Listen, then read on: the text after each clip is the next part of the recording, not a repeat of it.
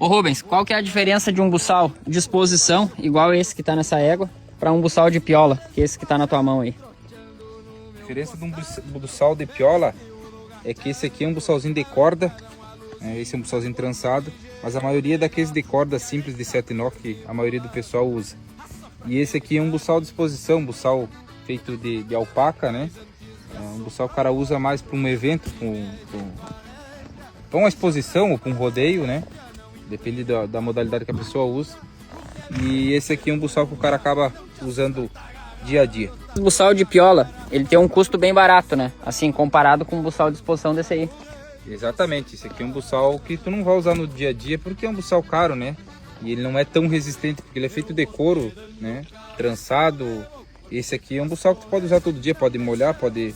Toda a lida ele vai aguentar. Você que lida no campo, lida com cavalo, deixa um comentário aqui para ajudar outros profissionais.